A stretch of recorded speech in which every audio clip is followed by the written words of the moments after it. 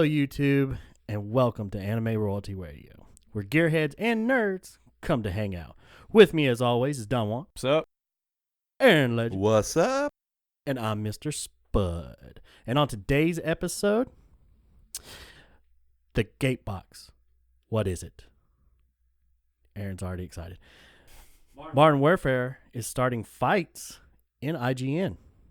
Or they're starting fights with people, whatever. Sony has an offer for Disney. Yes, we are still on the Disney and Sony stuff because, yes, it needs to be. And activists at Frankfurt Car Show. With that, as always, let's just get right started with our figures, like always. And on today's episode, Aaron Legend has one of his. Ladies and gentlemen, from the studios of Square Enix, I bring you Play Arts Arkham Knight. Based off the game. Based off the game Arkham Knight. And I'm not going to lie, this thing is really cool. It's 11 inches tall. It's got 16 different moving parts, 6 optional hand pieces, a sniper rifle, 2 handguns, optional gun grips. It's really in depth. This thing is really cool. I'm never taking it out of the box because it looks so cool in box. But this thing would make some awesome stances if you set it up right. I bet. Well, with it being Square Enix, the Play Arts, man, it's so cool to see how much they've went through the years. Because I have like their early figures, their Final Fantasy. I have Titus and Vincent from the Final Fantasy series. And seeing that series, it's very simple. There's only like 2 or 3. I mean, he moves, but accessory-wise, he only has like 2 or 3 accessories. Right. Don has the updated version of the Vincent one. Which I got from you. Yes. He is a lot more like intricate. Like he's like that, and it's awesome. I don't doubt it. His cape alone looks awesome in that, or his jacket, or whatever he's actually wearing. It looks amazing. Would you mind opening it up for the camera?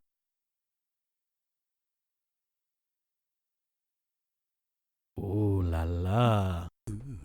Now in that actual series, you have him, Batman. I want to say Robin. I know you got Harley Quinn. I think that was the only ones they put in that series. Yeah, they didn't do too many, but this one is number 3 out of the series. Okay, and I love it. They didn't do a Batgirl? No, because she wasn't a thing in There was a Arkham. DLC in Arkham Knight. I didn't know if they It was a that. DLC, but it wasn't considered part of the main story. She was already Oracle by then. She had already lost the use of her legs. Yeah, because Right. Azrael shows up. Right. Actually, Azrael would be a really good one for them to have done. Yeah. Maybe they do. We just haven't found it. I don't know the full set. possible. I'm only looking at what's on the back of the box. Yeah, I didn't look into the full set. I was just super excited to have the Arkham Knight, AKA. Red Hood, Jason Todd. Yeah, I like that. So, that's our figure. Well, I love Play Arts. I love Square Enix anyway. Because they just, games, they do amazing, and figures. Now, moving on for that, as I promised y'all last week, I would bring in the 2 of the new Venomized Pops. And right here they are with Thanos and X-23. I love the way they look. They do look really neat. I need to get the rest of the set, and the rest of the set does include Groot, Storm, Daredevil, and Rocket. Rocket Raccoon. Rocket Raccoon, yes. I figured kind of everybody knew that just by saying Rocket. And that boy has some weight to him. Oh, Thanos is the thick boy. Oh, He's got weight. I can feel it. Yeah, if you pick this one up afterwards, it's nowhere near as heavy. No. I mean, X-23 is small anyway. Well, yeah, but they really made sure to make him beefy. Mm-hmm. And, yeah, that's my personal collection. So they're going back home with me. They're not staying. No. The only thing staying here is if you look on top, you see this little cute little hamster thingy. My niece gave that to me. Aww. She's 6 years old. She wanted us to make sure it's on the show. So I did that for her. There you go, Aubrey. Yep. There you go, Aubrey. You can tell all your friends. They're not going to care. They're 6 in first grade. True. They're not going to care. So with the toy review done, we can now move on into games. And we're going to get started with that with the Modern Warfare controversy. Now, Aaron Legend, you've done more research into this. We just looked this up not too long ago. You want to go with that? I wouldn't even call it research. I've just been looking at different people's points of views. A lot of people from IGN, if you go and watch their video after the initial release at E3. A lot of them were very skeptical at best and very upset at worst, saying that, well, some of these choices that you could make in the game shouldn't be an option, let alone something that affects the story. Some of the decisions being killing civilians on purpose, whether it's because you didn't know that they were in on it or you didn't know what they were doing. The specific scene that everybody mentions is they're raiding a house. It was a small townhouse in Britain. And they actually had a British guy at IGN. He's like, oh, yeah, it's super realistic. Like, the trains, they sound just like home. It sounds like everything like home. But then they raid this house. They're going through. They try to stay super quiet because there's so many levels. And one of the scenes is they're rounding a corner into a room, and they see a guy with a gun shoot him. And the woman that was right beside him just starts running across the room, heading towards the corner in the room. And you have to make a choice. You can either shoot her or not. And if she runs to the other side of the room and grabs her gun, you're dead. But what she does is run to the other side of the room and grab her baby out of the crib. So if you shoot her, they said it would change the story aspect. I don't know if you alert everybody else in the house or if it changes like some secret intel you get or something. It changes something to the game. So your decisions are based off of how you react to situations like that. So they're actually giving your choices like meaning. Mm-hmm.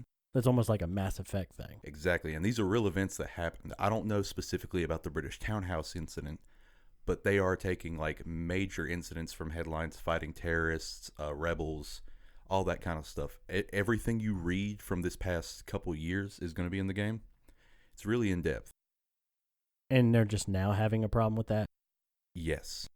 I mean, supposedly they've been having a problem with it for the longest time, but now everybody's becoming more prominent with their views on such games that have very high killing rates and something that would portray the military in a certain way or anything like that. So they're trying to classify it like with GTA. GTA, if I want to, I can get in there and just murder the town. I can kill anybody. This is true. Because, I mean, not to be...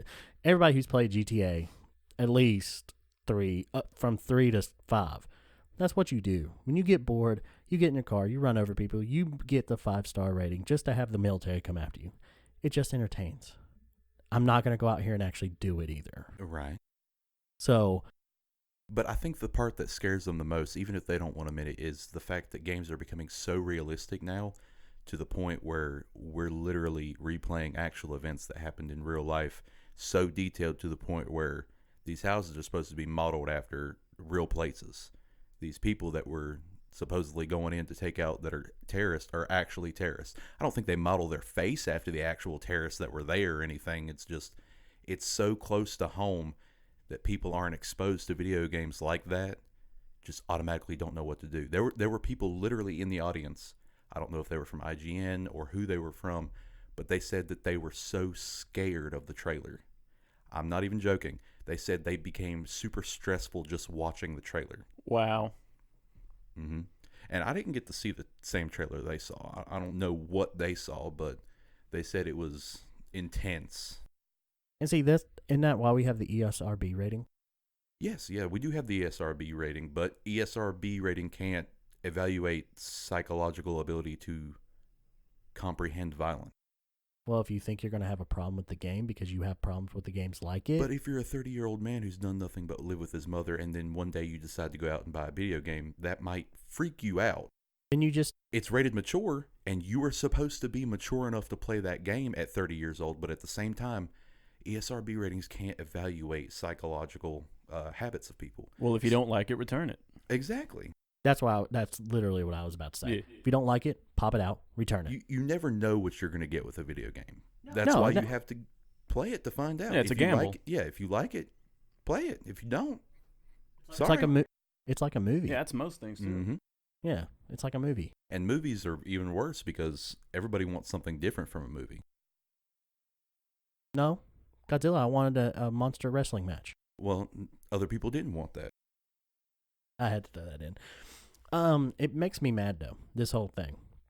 Because they're now going to get mad over this. When Modern Warfare, and you're saying the events are too realistic. What about the World War II games that literally take Normandy and put it in a game? Yeah, but those were no-name faces out in the middle of nowhere. Just hear me out. These are I am. These are no-name faces just out in the middle of nowhere. Oh yeah, we knew Normandy was a thing, but this is just a game. There's all these AI running around. Not these incidents you're seeing in Call of Duty, the new Modern Warfare, like where people are supposed to actually react, like in real time for, like the woman with her baby. If you didn't shoot that guy and he hadn't noticed you, you had just pointed your gun at her, she would have stayed silent. She would have just freaked out and stood there. See, no lie. Me, I don't like Call of Duty. Y'all know this, Right. especially y'all do. Right. I hate it. But that makes me want to play it. Just the decision making alone makes me want to play it because I love that kind of stuff. Oh yeah. And plus, I know it's a game. If I do something like that, say if I shot her, I'm like, well, next playthrough, I'm not doing that because I know better now. It's not affecting me mentally. Mm-hmm. It just knows, oop, reload to save. I'm going to do that again. I did the same stuff in Mass Effect, Alpha Protocol, anything decision based, the Telltale Walking Dead series. Yeah. To get all the endings, I would literally, if I didn't like the way something worked out, I'd reload to save, start again, Mm-hmm. because I knew what was going to happen. It doesn't bother me. I don't see why people are getting so triggered over this when Call of Duty is known for being somewhat on the edge of reality because, I mean, no Russian. Exactly. No Russian is probably one of the biggest things that Call of Duty is known for. You literally shoot up For a two reasons, airport. actually. One being, I'm sorry, my nose no, itched. it was just funny to hear. One being the actual terrorist attack and you playing along with it. The other being people were upset saying, oh, the U.S. military would never do anything like that, join a terrorist group and kill civilians. He was undercover, though. Exactly. And to not blow his cover, he did that. But the sad thing is, that's realistic. Yeah, I would rather see that kind of realism. I'd like to read half the files of the DEA agents that had to go undercover and do the stuff that they've done. Yeah. See, and I don't think I think people just want to sit there and say everything's good.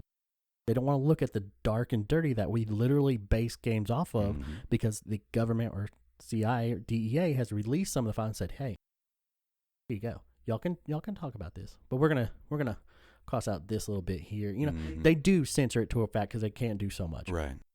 But that's actual events. I'd rather play that. Exactly. That's why I And like the World War II game. That's what video games are all about, becoming more immersive, wanting to get more into the experience. But people that shy away from something like that, that's because they don't want that in real life. And then when they start playing games, they're like, well, I don't want that in video games.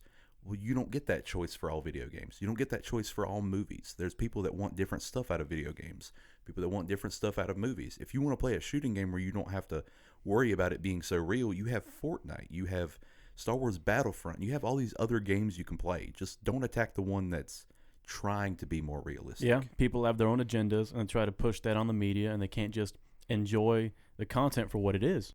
Or let people enjoy what it is. Mm. Because, I mean, yeah, I've told y'all many a time, I'm not going to play it. I don't care. But y'all enjoy it. Mm. We're cool with that. The guys who let us use this room, Seth and Raleigh, they enjoy this. Yes. I'm not going to sit there and burst their bubble just because I don't like it. That's not fair. Just because I think it's a bad call because it's not that great of a game, that's my opinion. Right. No reason for me to get all, how dare you make a choice and shoot a girl. I guarantee you play that game enough, you go back to that thing, you're just going to walk in there and just light up the whole entire room and not care because it's a game. It has no real repercussion. Right. Right. You know Well, that. any kind of choice-based game that's a first-person shooter, you best believe I want to try every option that's possible. Because a lot of times they'll have multiple endings. Mhm. So if you have anything choice-based like this, you automatically have multiple endings. And you want to see them all. Yep. Same thing with Mass Effect. You know what I'm talking about. Yes. Do you save the White Knight Queen in the first game? Then you find out what happens in the third game. You don't save her, you find something else that happens. You know, it's that's what you want in a Not choice-based to game. mention, you want to unlock those achievements. Oh, yeah. Because if they're doing choice-based, they're going to either go with a whole Renegade Paragon system, as they call it in Mass Effect. Yeah, or high or low chaos.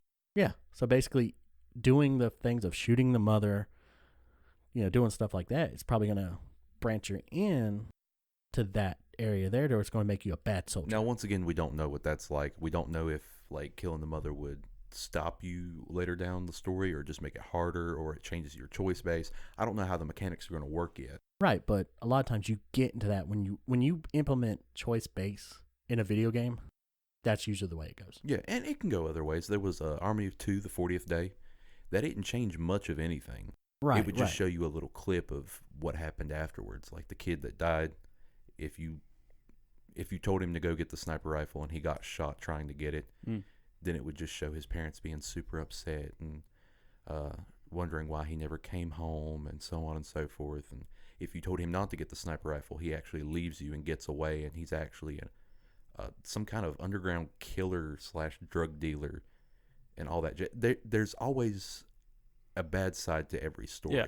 Or in Mass Effect 2 on the Omega base when you're raiding Talk towards the mic. Sorry. Don't look at me. when you're raiding Archangel's stronghold or building or whatever, you're going for recruitment, and there's a kid or just a kid in front of you that's like, I got a gun, I just got it today, I'm gonna go do this, and you take it from him, and you can either fix it, give it back to him, like good luck, buddy, or say no, you're not gonna do this. Oh, see, you take the gun from him when you literally break it in front of him. He's like, I paid for that, and he's like, yeah, it's not going to work. Or you can literally say, hey, good luck, and you literally watch him get killed by Archangel in the or Garrus in like the first opening scenes of when y'all try to raid. Oh yeah, boom, headshot. Yeah, boom, headshot. Now dead. I did both because I want to see what happens. Exactly, I did too, because you just want to know. I mean, does it make me a bad person? No, it's just I want to see. Curiosity killed the cat. Mm-hmm. So IGN and all you people, I'm not trying to do the whole snowflake thing, but please, video games are an art form that allow us to express ourselves. Not really express ourselves, but to see into stuff that we don't get to see on a daily basis. Yeah, it's an escape. Yeah. Same thing with movies. Don't mess with it. I don't even like Call of Duty, and I don't want it messed with. Even though, we were talking about this earlier, it's based in a whole different universe, which that's a whole nother thing. Right. That's all I can say. But to the that. freedom of creation should not be stifled. No. I agree with that. I mean, and anything created is supposed to affect you in some sort of way. Right. I agree with that. But if you're upset, you can talk about it, but you shouldn't try to stop it. Exactly. Stop it. And we'll get to that later because that kind of covers the whole Brazilian mayor thing, Right. too. All right, moving on from that, we're actually going to get a little bit opinionated now. And y'all can answer this in the comments, too, because we want to know y'all's, too. What's your favorite third-person shooter and why? Now, I'm going to let Juan go first because me and him probably going to be almost similar. Well, yeah, I really like the Mass Effect trilogy, including Andromeda. I like that, third person, over the shoulder, cover shooter, deal. That aside, I'm gonna add one more. I was a big Gears fan, so I also did like Gears of War. Again, third person cover shooter. I like that. Is that your why? Just, I like that. There has to be a why. I did ask why. I mean, there's a lot of options, and I know you've played a lot of them. So what sets that one apart from the others? Well, see, they changed some of the mechanics in Mass Effect. Like in the first game, it was so stiff. Oh my god, just running around, the sprinting, it was just so stiff. I didn't like that. They made up for it in the second game. They made it a little bit more, fluid. And in the third game, they added being able to combat roll, to do that. See, I like to see that. I like to see my character move around, jump, vault over obstacles, barrel roll, whatever. I like to see my character doing all this. I don't just want to see his hands or the weapon he's using or whatever. I like to see my character do all sorts of things like that. Mm-hmm. Now, another thing when you were talking about Mass Effect 1 and they switched to Mass Effect 2 was the ammo system. Mass Effect 1 had the overheating, and your reticle for your gun went from like that big to like that big. Yeah. The more it overheat. I didn't like that. Yeah, I don't either. I didn't like that either. I did like the thermal clips. The thermal clips, yeah, I did like that. Now, you could find better weapons with better stats in the first game. They were overheat less, or even the reticle could have been smaller. And they had the overkill skill in Mass Effect 1 to where it just kept the reticle small for like a period of time. And you just unloaded. Pretty much. But yeah. Is those the only two you want to mention? Yeah. Okay. Go on, Aaron. I'd have to say mine being, it's not third person exclusive, but standard play is third person. Star Wars Battlefront 1 and 2. The originals. Okay, I was about to ask.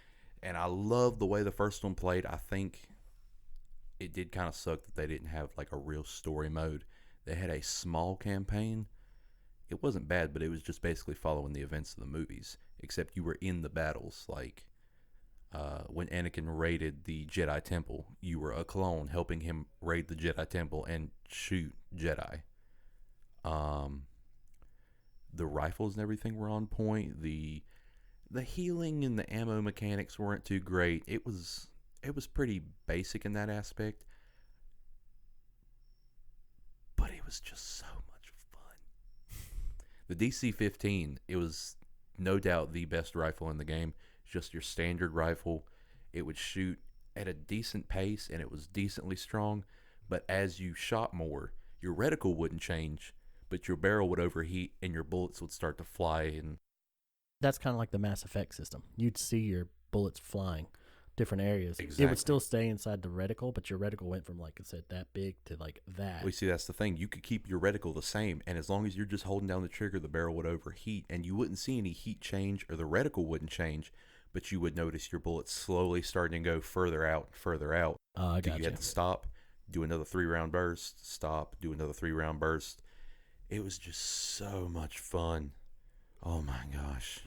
I can't get over it. I really can't. And they really stepped up their game with number 2, including the Jedi into playable characters. Because the first one, they weren't playable characters. Oh, yeah, that's right. Yeah, and it was almost impossible to kill them. There was only a few Mhm. ways to kill them in the first. One, you'd either have to get them included in a map-based event, like on my Explosion or something like well, that. Right? no, you can throw grenades at them, and they'll keep getting up. But Mos Eisley, you remember Mos Eisley from the first game, right? The Mhm. giant sand monster. If you Yup. could get a Jedi near it would eat them. If you could go full speed on a speeder bike and hit them, they would die. That was a glitch in the game. Nice. And if you could get them to fall off the side of the map, they would die. That was the Nice. only ways to kill them. They were pretty boss, not gonna lie. The AIs were kind of derpy, not gonna lie. Well, look at the time. Exactly. But it was so much fun. It was just a basic style game where you have this small map, capture the flags, that's it. But the game did amazingly well.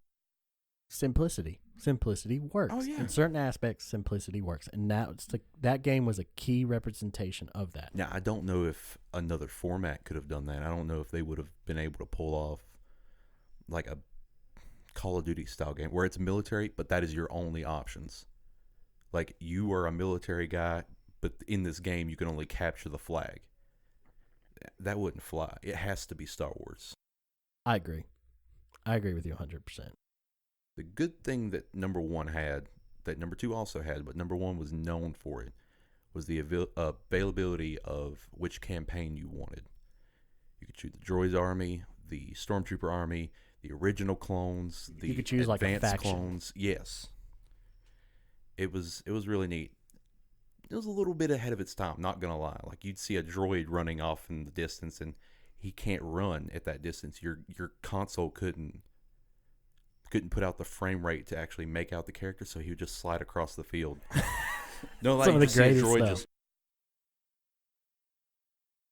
As you got closer, you could see his legs start moving, and they were really evasive. Like, I'd start shooting one way because blaster rifles can only shoot so Yep. fast. I'd shoot 3 rounds this way as he was coming. Screw. Automatically. Automatically at the last. They were so smart. I play it on hard mode now, just because I've gotten so used to it. You play it on hard mode, and that's the only way for me to have some kind of competition. So much fun. I love it. Is that your only one? 1 and 2, yeah, I'll have to say those. Okay, so you're the Army of putting- 2 franchise was good, but not as good as Star Wars Battlefront, in my opinion. Yeah, I have a couple. Mm. More than a couple, actually. One. Not I'm too def- many, okay?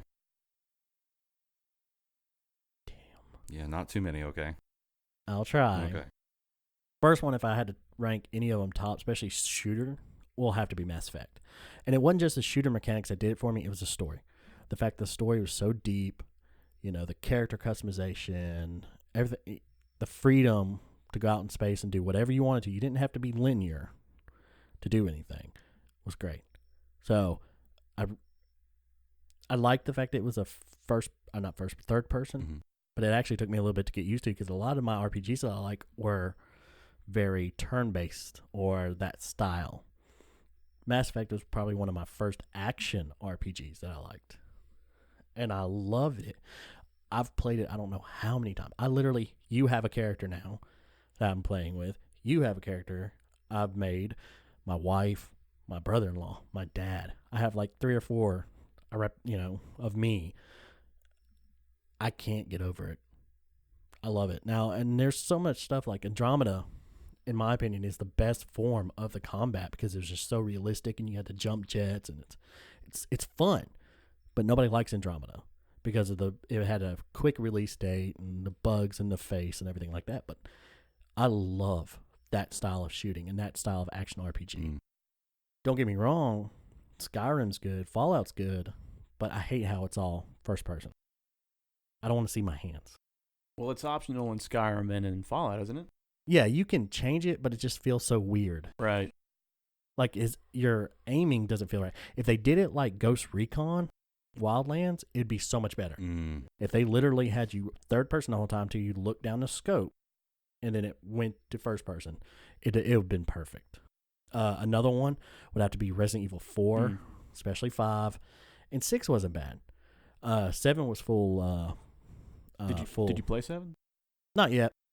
But it was full first person. It was for full first person. And I loved the second Resident Evil 2's third person. The remake. Remake was really, really good. I love that third person because in that game, it works. Because, yes, you do get to see your back, but you don't get to see much of your back. So in a survival horror situation, I'm sitting there going, what's behind me? Mhm. You know, Yeah, it's over the shoulder.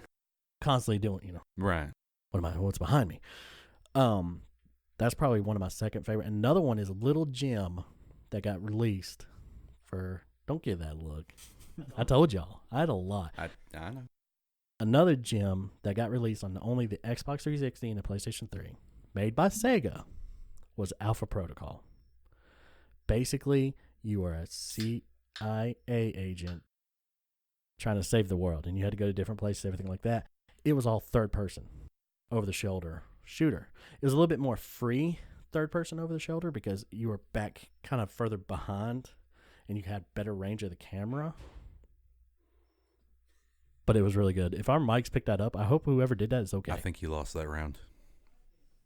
Yep, they lost that round of pub. I can hear it now. I heard Riley. He's not happy.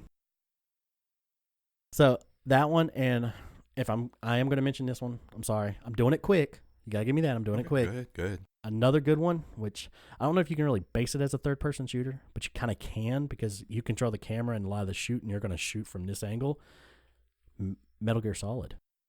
Yeah. That's so good. But you had a little bit more free control of the camera because you could move it around if you were sneaking and everything like that to see. But I do count that because a lot of times well, no, not in the first one. Okay, scratch that. No. Not Metal Gear Solid. Oops, my bees. Just wanted to mention Metal Gear Solid because it's like an amazing game. All right, well, I'm going to interject because I'm going to add one since you said like 6. Intervention. And I really should have brought this up, but I didn't. I'm gonna break you of that. Quit looking at me, because when you look at me, you do this, and I can't. Sorry. Behind the scenes stuff. We're learning as we go. Yeah. Uncharted. It was third person. It was an action adventure shooter, basically. I really liked it. I really liked the jumping. Like if you jump from a big height, it would do like this weird camera wiggle. It was like it was like a movie jump, and I loved it all the time. I have to say something, and I'm gonna make a lot of people mad. Here it comes. I hate Uncharted. Well, you hate most things. It's okay. I mean, even when I had a PlayStation 4, that game was fun. Let me tell you why I hate it. Naughty Dog, you make great games. Make great games. Crash Bandicoot, Last of Us is good. I don't like Last of Us either, but that's a whole different story. I don't like because of the ending. The ending was stupid. That is the only reason. Yeah, because it was horrible. It was so horrible, I took it back the day I beat it. It's like, get this away from me. So butthurt. Yeah, I bet you are. No, you were so butthurt. Yeah, I was. Quit looking at me when talking. I'm not. See, Okay. I'm doing it. Good. What do What? you think about The Last of Us? But you know what I hated Uncharted for the most? Why? I love the story of Uncharted. I think Nathan Drake is a great character. I've played all the games except for the fourth one because I just never picked it up. I need to. The fourth one is the only one I've played. I played all of Do them. you know how hard I laughed when I played that game and he's just like a regular house husband and he's going up to his attic and he's got the targets everywhere and he's got the ping pong gun. I'm like, I love this. I don't know what it is, but I love it. And they play like the action music while he's Yeah, the doing action, that. he's like taking cover behind a desk. Dunk, dunk, dunk. I was like, this is so much. This is me. This is me if I had a ping pong gun. I hated that game for the button layout. Who in the right mind, Naughty Dog, puts the reload button up here as one of your damn bumpers? Halo. Yeah. I didn't play Halo. Oh, sounds like a personal problem. Now see, that might have helped me if I would have known that. I would have been like, oh, it's like Halo, boom. But I don't like first-person shooters. It is weird to have that reload mechanic there, especially it being a third person. Oh my! I'm so used to either the B button or O button, X button on Xbox. PlayStation, Xbox too. It's not the X, Square and X for those. Square on PlayStation, X on Xbox. B on Xbox, Circle on. Right. Well, see, here's the PlayStation. thing. PlayStation did a lot of that with its older games. I think like the older Call of Duty games did the same thing with the button layout, with the Mhm. bumpers being the fire and the aim button. Well, that's normal. I'm used to putting down the trigger or a bumper to aim, and either one of these two being my trigger. I'm not used to sitting there shooting, and then having. I literally had to play that game. You know, I usually play it like this and just use that. Well, I literally had to play the game like this. back in Feel the like day, really- that's kind of the button layout that they used for any game that had a gun. If your game had a gun, there was a basic layout, and it was almost always the same. Even when you went to button layout, it was default. Now, not bumper reload. Let me finish. Okay. X was almost always reload. A was almost always jump or action. B was either melee or Crouch. Y would be swap weapon. Right bumper would be grenade launch. Right trigger would be fire. Left trigger would be zoom. Something. Left bumper would be switch mag, switch magic, switch something. Or special grenade or something like that. And then left and right stick. Right stick usually being melee or whatever you set it to, and then left stick being crouch. See why it threw me off so hard Mhm. to have that up there. And yes, I know I mentioned crouch twice, but it all depends on what game you were playing. yeah, Crouch was but you interchangeable. get used to it eventually. Yeah. But it's still horrible. It's the stupidest design ever. Why put that in the shooting game? And another reason why Nathan Drake cannot compare to Lara Croft. Tomb Raider's better. I mean, Lara Croft is hot. I'm not used to the new Lara Croft games. I'm used to the original played one, Xbox. though. I played one of them. It was way too much. Just Which one? Which one did I play? The 2014 one where she winds up on the island? Yes. Oh, I love that game. I've 100%ed that game like 3 times. It was too much for me. I like the original one, like the Xbox game where they put you in the map and then you follow a linear storyline. She was trying to find all these magical pieces. Well, in the cutscenes, she's going to a party with like a whole bunch of rich people because supposedly somebody had bought this magical item. Well, as soon as what hits the fan, she's already strapped up, got her guns ready, and she's fighting off the bouncers. Well, all the other doors are locked except the one she can go through, so she goes that way. Of Was course. she wearing a black dress? Yes, Okay, then I know what you're talking about. That's Legend, that was a good one. I like because that. she was in Japan. It was the Pieces of Excalibur. I Yeah. really liked that one. I No, overplayed that game. no, that was Hong Kong. That was China. Was it China? Mm-hmm. Okay, Whatever. okay. It was still good. I loved it. It was really and good. I love that scene where she rips the dress so she can strap on Move. equipment. Mm-hmm. I like the new ones a lot more. I relate more to the new one. And I love the bow physics or the bow mechanics in the new one. It's understandable. It's just not my thing when I think of Lara Croft. When I think of Lara Croft, I'm thinking of the original games. I mean, like the very first game. Oh, too. I know what you're talking I'm about. talking triangle titties. Like it's that was my thing. And see, the first one is good. The original one for PlayStation. That's the one you got your Xbox off of. They literally Legends is just like 1, 2, and 3 remastered for Xbox because they came out in like '95 for PlayStation 1. Well, you know, in their latest installment, what is it, Shadow of the Tomb Raider? You can Mhm. unlock the Yeah, The she skin has for her original outfit. 8-bit, or not really 8-bit, but really low 16 frame. Oh, bit. yeah. Style. Yeah. That's nice.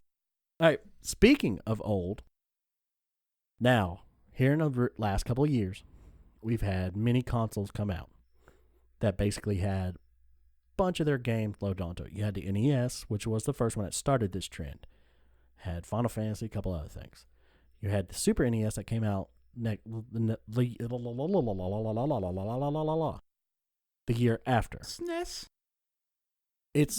I own that one because it has Super Mario RPG, Secret of Mana, so many good games that replace getting an actual Super Nintendo. They did miss a good one though.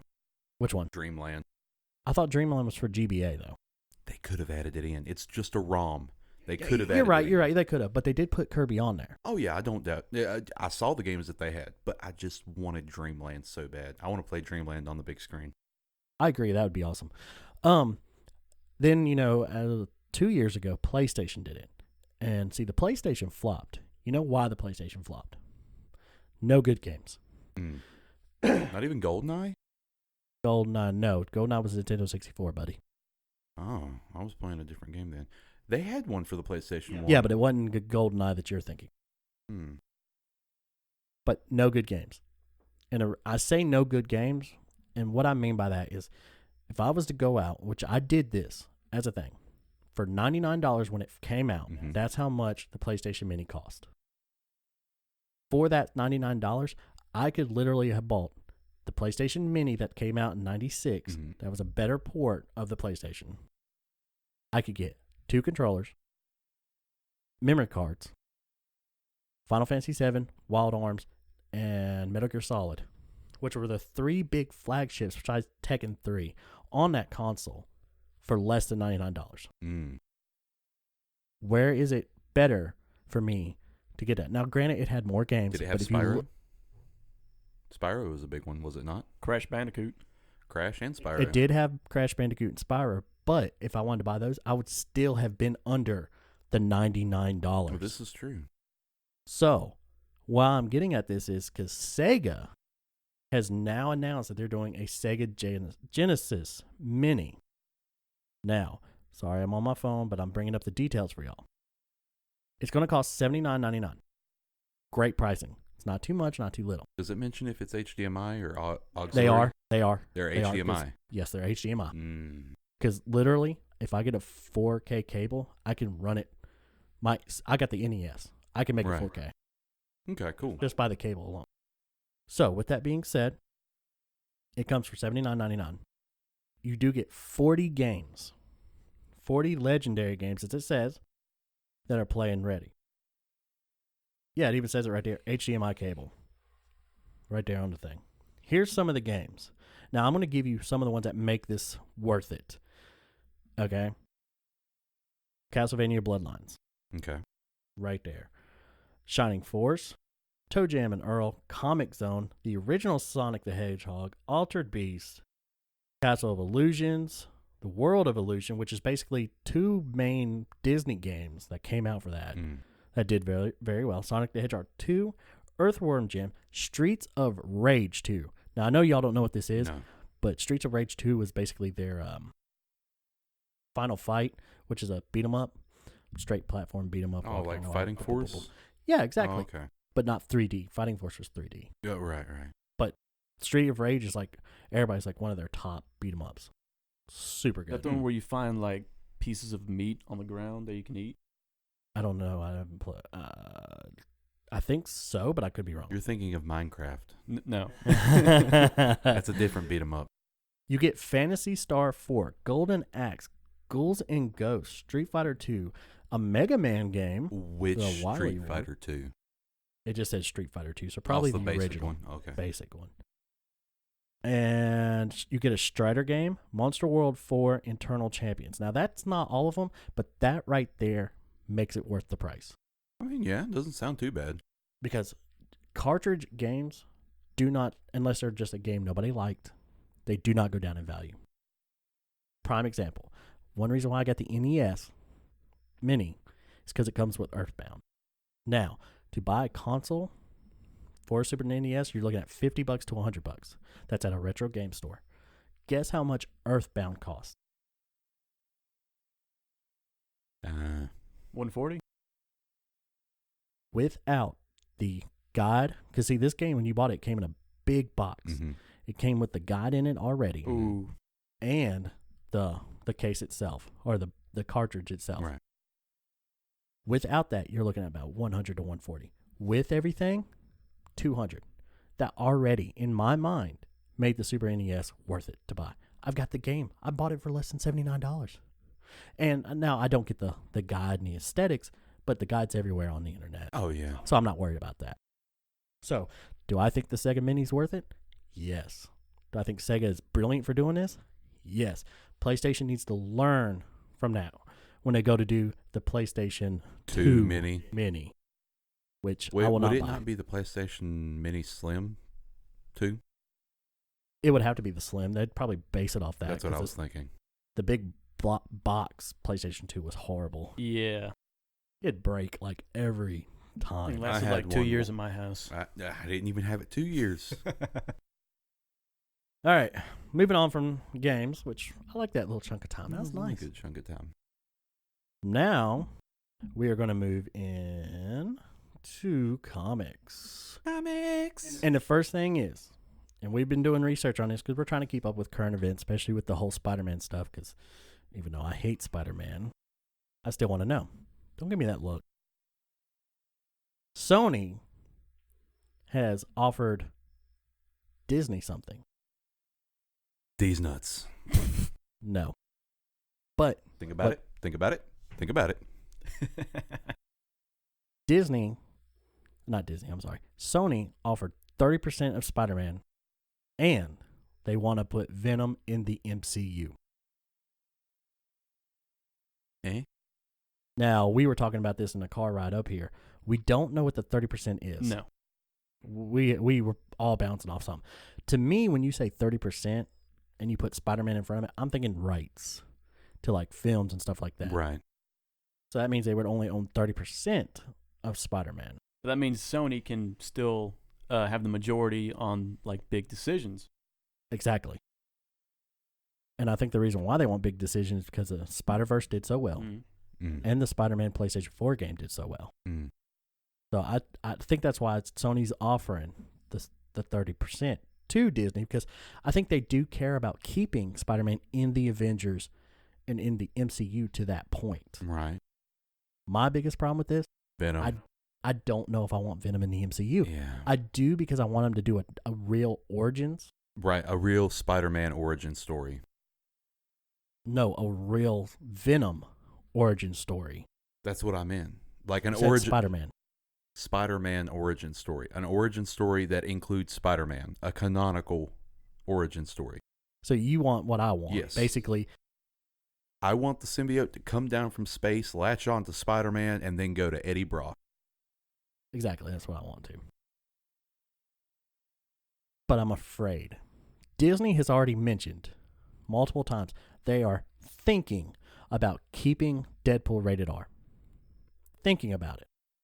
Now, they tried with Once Upon a Time Nope. Deadpool, and it was horrible. It bombed. So that's a prime example. Would Venom work as a PG-13 thing? I don't think so. No. Now, granted, he did for Sony, but I would have loved it a lot more if it would have been rated R. Like even earlier editions of Venom, he was still like rated R material.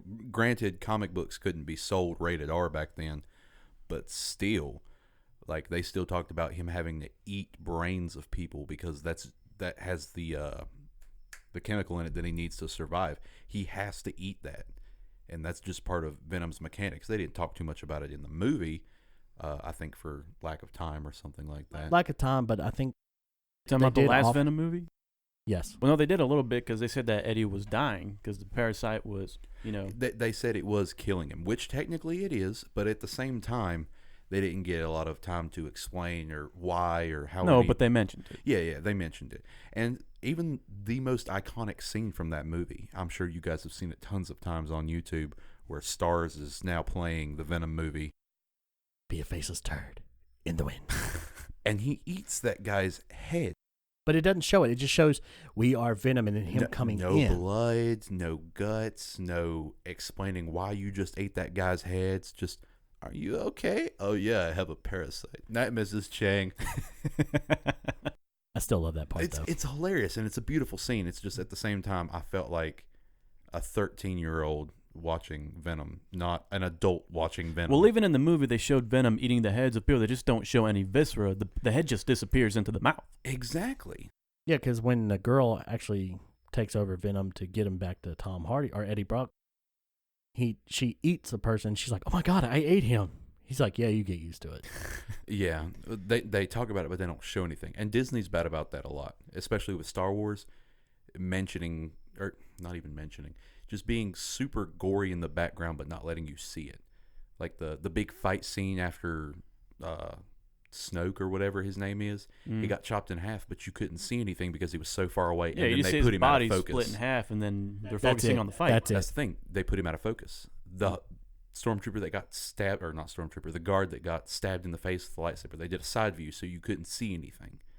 Or the cut in half thing where he cuts another guard in half, they put it in the background so you don't see any of it. Yeah. That's them trying to be friendly with the rating system. Exactly. But if you're going to go gory, go gory. If you're going to mention gore, mention gore. But if you're going to make a gory character continue to be gory like Venom has, at least give us that, because that's what we expect from that character. And Don't see, just put it in the background. And see, Sony would have done that, I think, if they weren't afraid that rated R wasn't going to do well for Venom. Which I don't know where they got their thinking on that, because I wanted a rated R Venom. Right. Just like I don't like Deadpool, but Well- my Deadpool movies better be rated R. Well, now that they've said that they actually want Venom in the MCU, maybe they were putting on a show for Disney. Hey, we can make this friendly and safe, even with the R rating. You guys could do it too. Because if they're trying to offer him up for the MCU, that sounds like them just trying to pass it off to Disney. Now, that brings the question, though, is the next Venom movie going to be rated R? I sure hope so. I think it has to be with Carnage. Hmm. You have to let Carnage be Carnage. You can't put a PG-13 rating, especially on Woody Harrelson. He needs to be let loose, let him be rated R, let him have the fun to be Cletus Cassidy. Exactly. Cletus Cassidy as a character, even his He's a childhood. psycho. Even his childhood is rated R. Like, that is just... Ugh. You're not wrong. You're not wrong. That's the Billy Kincaid of the Marvel Universe. It is just... Yeah, it's some wow. Do you like Tutti Frutti? Oh, God. Oh, was he not getting any of the stuff we were talking about right I there? get it now. No, he gets it because I just mentioned his yeah. line. Spawn. Oh, I get it yeah. Yeah, now. Billy Kincaid from Spawn. Yeah.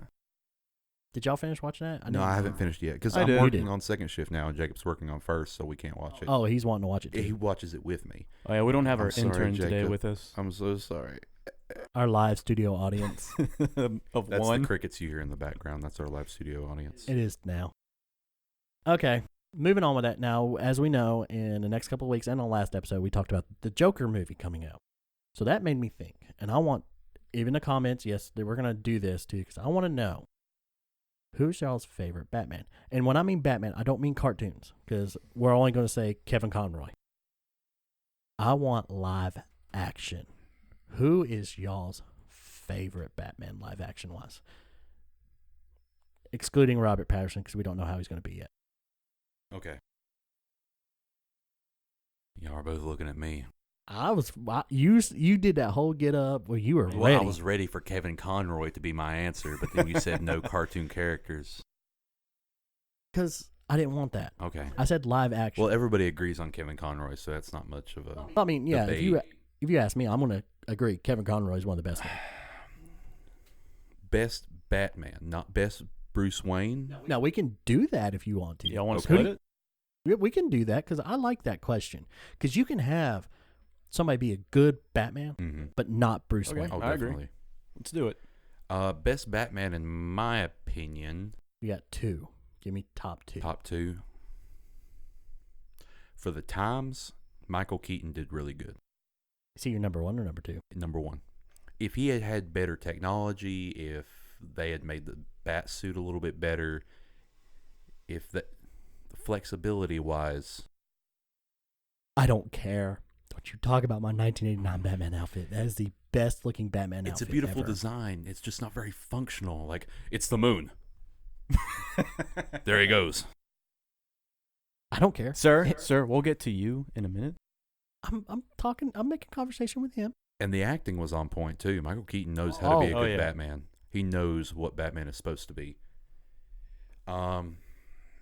Second, it's really tough because Christian Bale was the best so far next to Michael Keaton, but I still don't think he's up to par to be Batman anymore. Well, not anymore. No. No, I mean like his performance, even in the movies that he did. So after the trilogy got done, you're talking about going back and rewatching him now. You don't think he's still No. okay? So you're taking like a second look at it. Yeah, he's second best after Michael Keaton, but that's not saying much. There's a huge gap between Michael Keaton and Christian Bale. The rest are all far from different because, Adam West would be third if I had to choose a third. But everybody else is after Adam West, if that doesn't tell you anything, in my opinion. You didn't like Ben Affleck's? No. Okay. I think he was trying too hard with the whole grunge voice. See, I feel that way with Christian Bale. Christian Bale did take it a little too far, but at the same time, that was all he could do. And like I said, he wasn't very good either, but his was a little bit better. It was more legible than Ben Affleck, in my opinion. Okay, then who's the better Bruce Wayne? The best Bruce Wayne so far, if we didn't have to go off acting and just looks alone. You could go off, I would say go off, because see, when I look at Bruce Wayne, I want the pretty playboy. I'm not looking at your acting. I am looking at your acting, but somebody who plays that pretty playboy. Pretty playboy is George Clooney.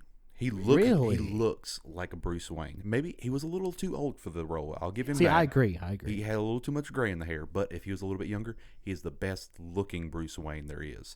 The second best looking Bruce Wayne, if we were going with acting now acting is a criteria, I'd have to say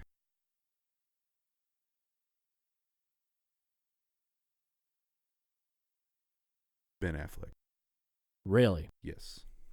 Because He had that snobby rich personality. but he's also the modern attractive man. George Clooney was attractive for the times back then, but now Ben Affleck is the modern attractive man.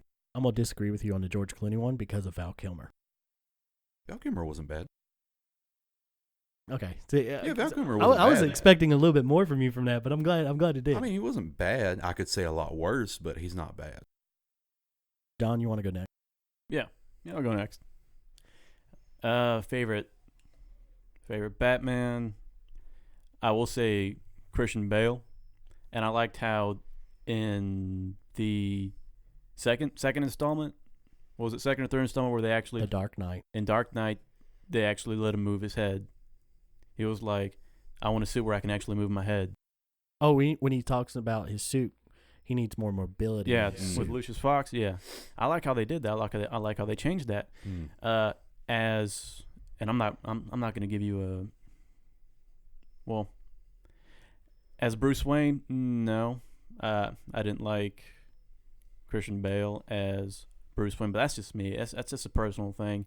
I did like Val Kilmer as a Bruce Wayne, the younger Val Kilmer, because he's aged since then, like cheese. Yes, he has. Now, for an older Bruce Wayne, Ben Affleck, because he's got that dad bod, like the good dad bod. going I mean, on. he was ripped. Yeah, but I'm just saying, as an older Bruce Wayne, I like that. Okay. That worked for me. As It also- Batman, it no, also- I do not like the new bat suit. But again, that's just me. All right.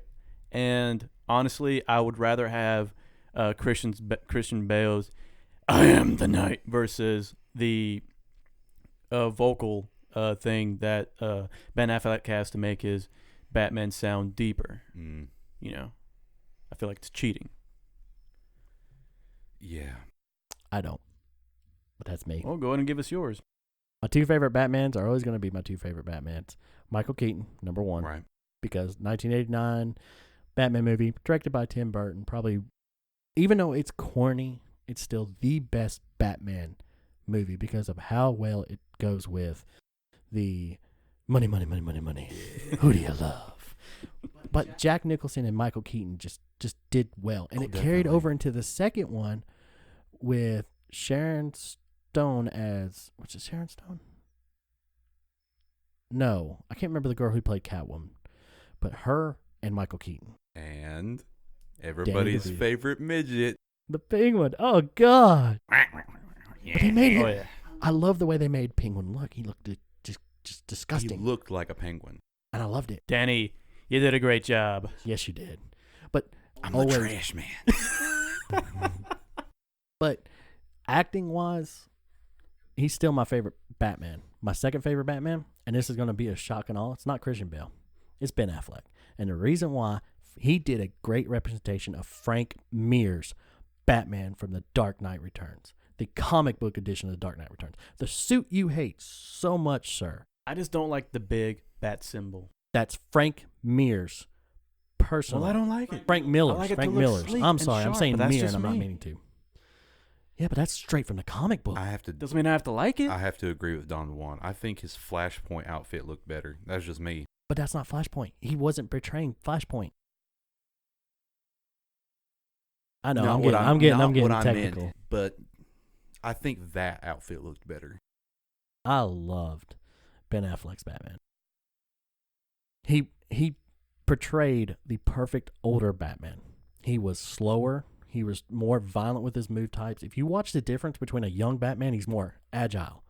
Like Christian Bale's, super agile, super everything like that. You watch Ben Affleck's Batman, he's more violent, more brutal with his movements because he's not the fast man anymore. He knows that. Up until he gets into the Batman Beyond years where his suit gives him that ability to be agile again. It's Yeah, just, but we're not. That's still Yeah. Cartoon, right. But For now. Well, in the comics as well. well, yeah, but until then, but there was something about seeing an adaptation of the old Batman, Frank Miller's old Batman. And I know I said Mir earlier, and I'm sorry I didn't mean to. I meant Miller. Frank Miller's a fighter. Bruce Wayne wise, I have a tie for first. Tie for first is a tie between Michael Keaton He because always does this. Does a tie for first so he can sneak in a third one. Yeah, and then Yes. a fourth, and then a fifth, like last no, episode. I'm not doing that. I'm not doing the fourth and the fifth. I swear. But a tie for first, and the tie for first is always going to be Michael Keaton because I loved his Bruce Wayne. Michael Keaton at the time was one of the sexiest men alive. I don't mean to sound racist, but he looked a little too Jewish to be Bruce Wayne, in my opinion. I loved it. It That's- was My favorite. It was the scene- times. No, it wasn't. I don't know. I loved Michael Keaton as Bruce Wayne just because of the whole, you want to go nuts? Let's go nuts. That whole scene he played out when Joker comes to Vicky Vale's apartment to get her. And he does that and fakes his death. They think he killed him. That there. The other one that's tied for first is Val Kilmer because he was the pretty boy that I wanted to see as Bruce Wayne. The man that could literally probably look at a woman and seduce her right then and there. Now, no offense to George Clooney. He was too old, and I don't think George Clooney is a pretty man. I just don't. Christian Bale, he looked too much like he looked too English to be Bruce Wayne. British, but yeah. Yeah, that's what I meant. You know what I meant. My second favorite is always going to be Ben Affleck because of the older man Bruce Wayne. Mm. He's tired of it. That's the reason why I love in Justice League how he acts. So what's your superpower? I'm rich.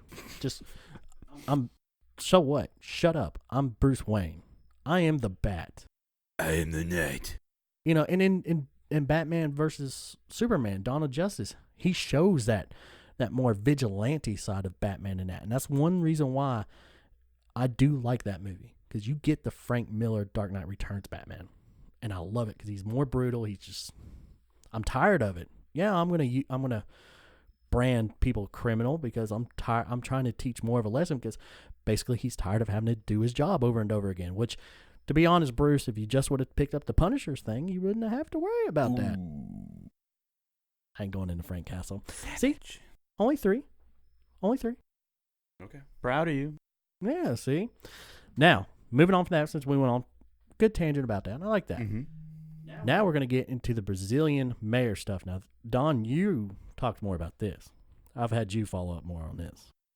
Yeah. In the last episode, we talked about how the mayor of, and I can't remember the exact, I think it was Rio de Janeiro. I think it was too.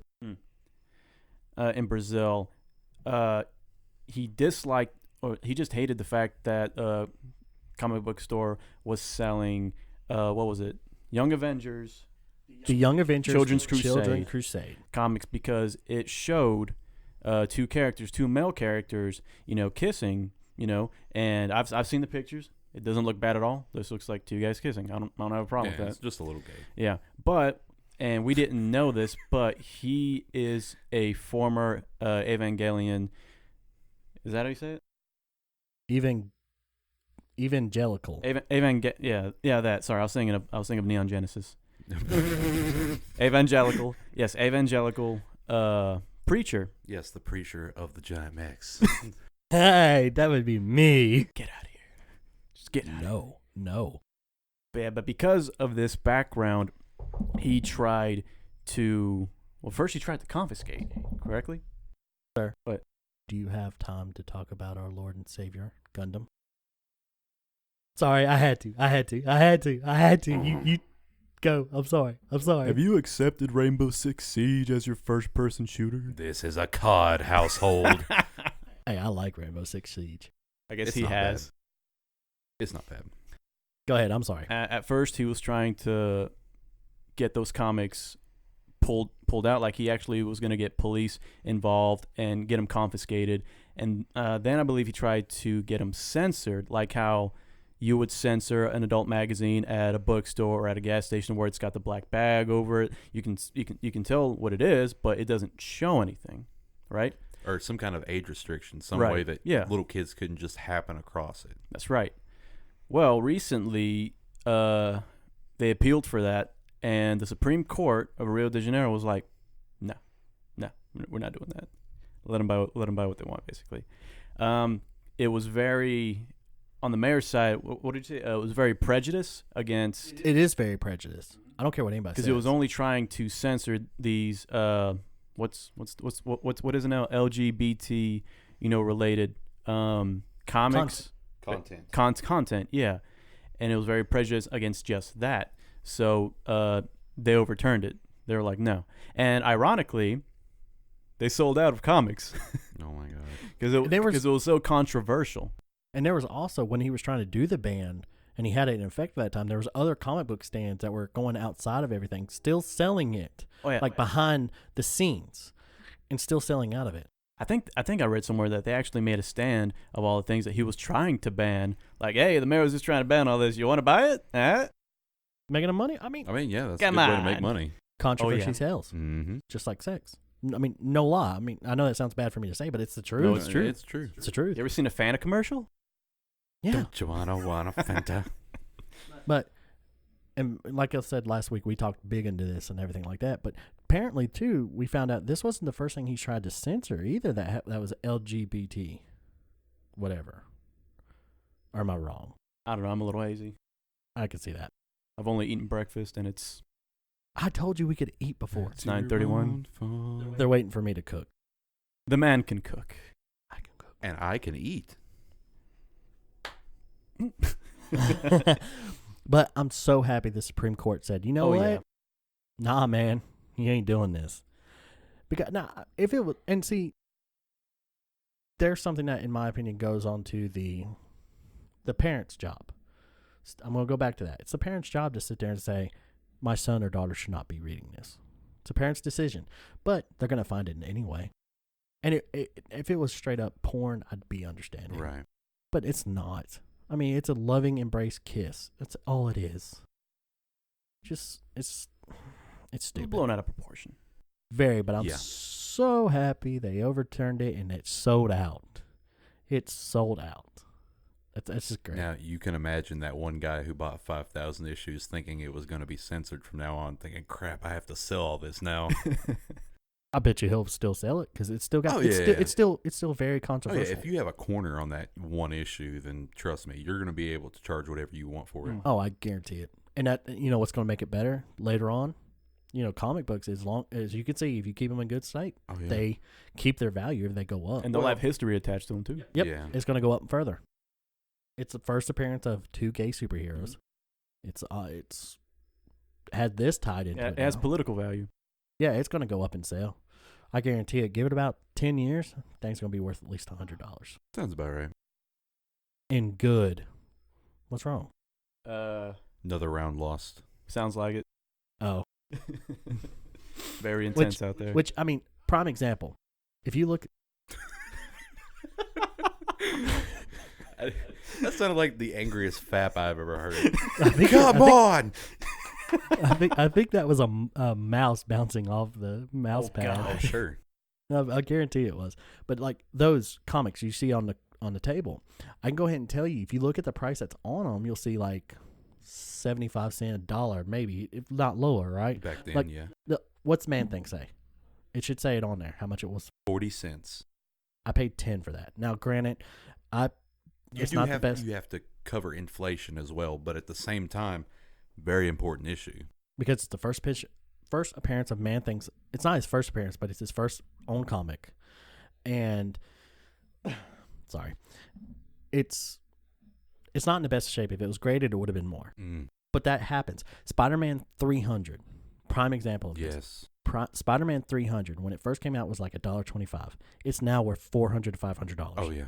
First appearance of Wolverine and Hulk, $181. Y'all want to guess? $5,000. No. Too high? 2i. $2,000. You're right. Damn. In great condition, it's worth $2,000 now. Do you know the other? They did a study of which one sold the highest not too long ago. It was Action Comic number 34. I think that's the right number. Do y'all know what that is? No. No. It's 1939. It's the first appearance of Superman. Ah.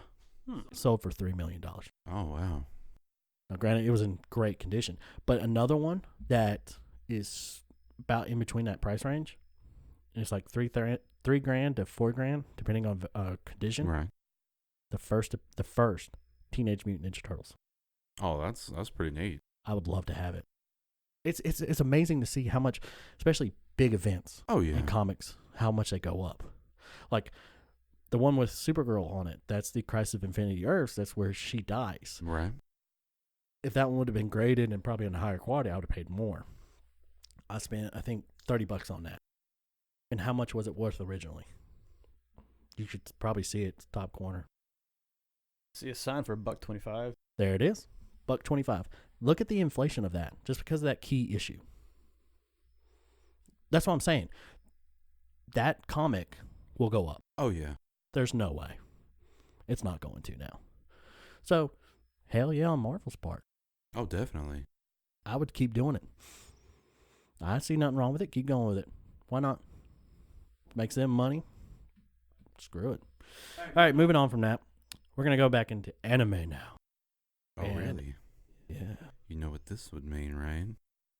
What? Time for an intervention! Oh, intervention? Intervention. Intervention. You mean intermission? No, it's an intervention. I have to poop. So an intermission. Oh, an that too. intermission. How about you hit the stop button? We'll let you go poop. And stop.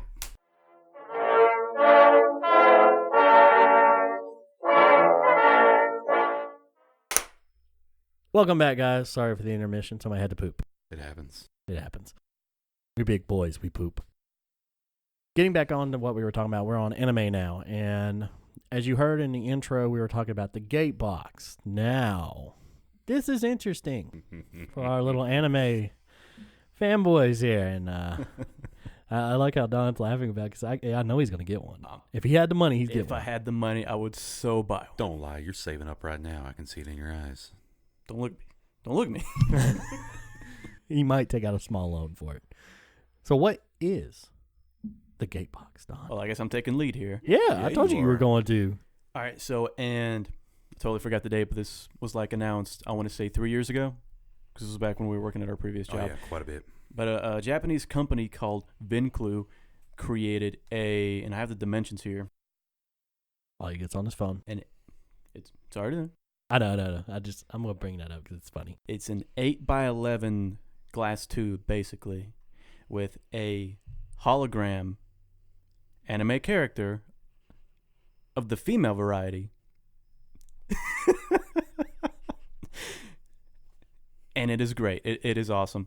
And it's basically kind of like, and I don't have one, and I didn't do any research to it, but the Amazon, what is it, Echo? Echo. Yeah. It's basically like that, only it's a cute anime girl instead. Now, I see the price of it. Because you put in... And by the way, it's the Alexa. No, they call it the Echo. It's the Google Echo and the Alexa. the device is Amazon an Alexa. Echo, but Now, it doesn't do the same things as the Alexa. Like, it's not going to cut on your TV or change the volume or anything like that. But, oh, it's so cool. well, I mean, it works with smart devices. Like the opening video that you and I watched. Mm-hmm. It showed a Japanese businessman coming home to a small apartment, and on his way home, it actually texts you. Now, obviously, these are preloaded text messages like, "Hey, how's your day? Are you coming home? You know, blah blah blah blah." Did you pick up that thing you wanted me to remind you about? So on and so Yeah, forth. because you can set. I'm assuming you can set reminders and all these things. Right. And when he comes home, it automatically turns on, lighting that are smart devices, air conditioning, things like that. And it is there to welcome you home after a long day. Now, speaking of which, and this is a fact, I have it right here. As we know, Japan has a population problem. It's decreasing. Not increasing like everywhere else? Nope. No. You can continue. I was joking. Yeah, it's decreasing. Statistically, and this is for unmarried, men and women. 70%. There is 70% of unmarried men, 6% of unmarried Japanese women that are not looking for a relationship. Mm. Now, this does not mean they're not looking for companionship, and this was in the article. And I don't know if this probably doesn't help either, because 2D versus 3D. I mean, you're not gonna pop a baby out of a two-dimensional. Yes, that is my phone going off. I'm sorry.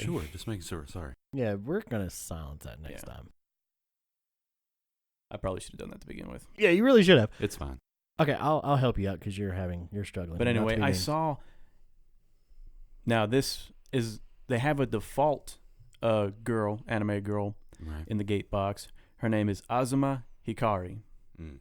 Really cute, and she actually changes into different outfits. For each day? Like, Well, is it like a wardrobe thing? Like She they does. change She each does day? have a wardrobe. Ooh. Like she has an apron on. She has a night outfit, and it shows her doing different things. Like it actually shows her doing like little, housework, emotes, and it also shows her having her own like floating chair or couch to sit on. If you're watching TV, the reason that they made it that dimension is so you can literally have it right next to you. And in that video, it actually shows the guy watching a movie and her on a table right next to the couch watching it with him. Right. That is pretty freaking cool. Mm-hmm. And they are working on language, because you can buy it here in the U.S. And it's our PUBG friends are getting intense. Yes. By the way, it's sold out right now. They are going to make more, but we don't know how long it's going to be until it comes back, until it resurfaces. Now, do you know the average price range for that? I was trying so hard to ask that question without interrupting. No, you're good. $2,700 American. $2,700? Yeah. Bruh. That's some really good holographic technology, not going to lie. Oh, it really is. And I actually saw a YouTube video of someone that actually bought it. I saw a YouTube video of somebody traveling to Japan to meet the creator of it as they were checking it out. Now, obviously, we couldn't understand because it was in Japanese. Yeah. But we did get to see a little bit of the holographic interaction and whatnot. But if you're going to get a personal assistant, let alone one that you can actually see, that's pretty dope, not going to lie. Now, I don't want there to be any confusion here. Yes, it is. Yes, basically it is. a holographic anime waifu that you can have, yes. Right. But it is not sexualized, and it says that in Yet. the, well, freaking hackers. I say yet because you know people are going to hack this. yeah. Sorry, I had to. Depends if on you were how, going to bring that depends up, on how I great had the to. software is. Oh, yeah, you're not wrong. Because, I mean, But- you would have to render A lot. a whole freaking Oh, I know. character. It'd be hard Yeah. to do, but I guarantee you somebody will do it. Probably. Someone's probably going to try. But anyway, getting back to what I was talking about, like I said, it's not sexualized. And I've actually seen a video of someone that has one of these, but it's, like I said, Azuma is just a default girl. I'm pretty sure that you can buy or download or however it works, because I didn't get that far, other anime characters of known anime, because I saw one with Hatsune Miku from Vocaloid. Yes? Yes. Yes. As, as a holographic, character. So will it be male for women who buy this? I don't see why not. If that's... there's probably customization. I think that's what's going to make or break this thing is customization. Yes. If it's like full customization, like if I can set a reminder for me to go to the gym and she wakes me up saying, all right, good morning, Aaron Legend. It's time to go to the gym. And she's already got her gym outfit on and she's, doing kind of pumping emotes. I'm like, okay, yeah, it's time to go to the gym. Why not? Not only that, but I hope that there is a wider range of responses to their vocabulary. Oh, definitely. Oh, yeah. Like if I set a reminder for me to go pick something up at a store, I hope there's like really interactive text messages on my way home or something, or while I'm leaving work, like, hey, Aaron Legend, just wanted to let you. I hope you're having a great day. Just wanted to let you know you wanted me to remind you to pick something up later. Stuff like that. Yeah. If they have an interactive app where you can bring her with you, that would be crazy awesome. Now, I feel like there are also, and I know that you've probably seen this in JRPGs, and I don't know if you've seen this, but kind of the emotional settings that you can put on a character. Yes. Because I would definitely want to, kind of see that in the responses. Like there was one response in the video when he was receiving a text. It's like, are you coming, home anytime soon? It's like, yeah, I just got to go pick something up. And, the whole, won't you hear now, kind of response. I'm like, I want that. Emotional reaction. Emotional reactions, yes. Like honest, wholesome emotional reactions. But I do want there to be a wider range of these things because I don't want it to go stale. Right. And I feel like there would be updates, like anything, Well, I'm a little worried about the emotional reactions. I don't think our AI is up to par with Skynet. Well, no, human it's not. It's interaction. not self-learning.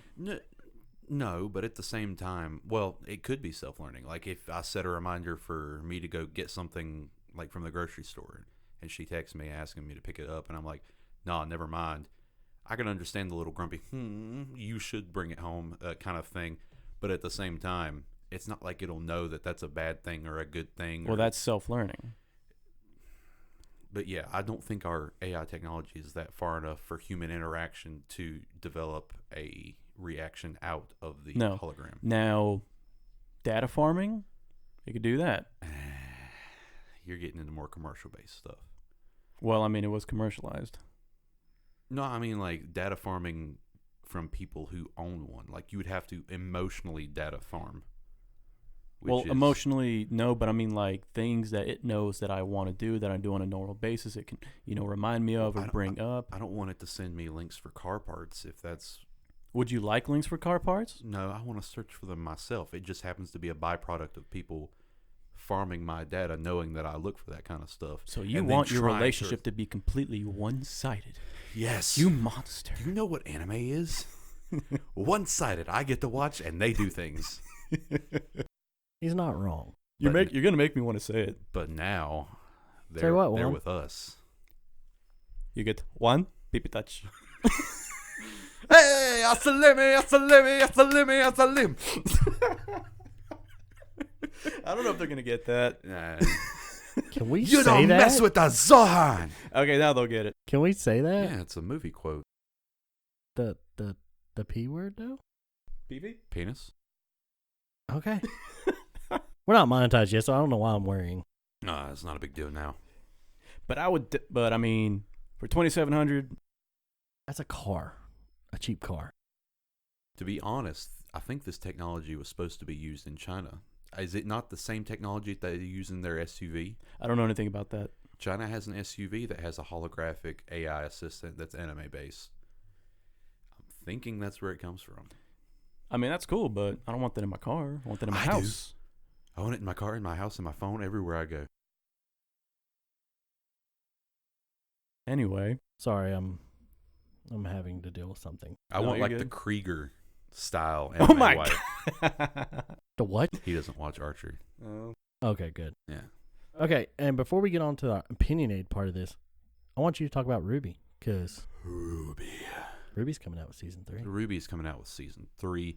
It is very anticipated by at least me. I haven't seen a lot of buzz about it, to be honest with you. If it's coming out November 2nd, which I have in my notes, I haven't seen nothing on it. Exactly. Like the past few seasons. Wait, it's not season 3. That's what you had written down. No, season 6. Oh, you said season 3. My bad. No, I'm Yeah, sorry. because you bought season 5. I've seasons 1 through 5 and special edition season 1. I'm sorry. I was just going off what you had wrote down when you requested me to put it in the talking points. Sorry, I wasn't thinking right. Anyway, season 6 is coming out. Very anticipating a lot of stuff, but I don't know where they're going to go with it.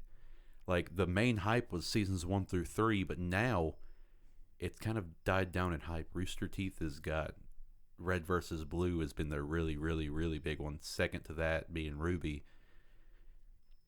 Now I haven't heard a lot of stuff from Rooster Teeth, so it's kind of like, well, what are they doing now? What's season 6? What's going to happen?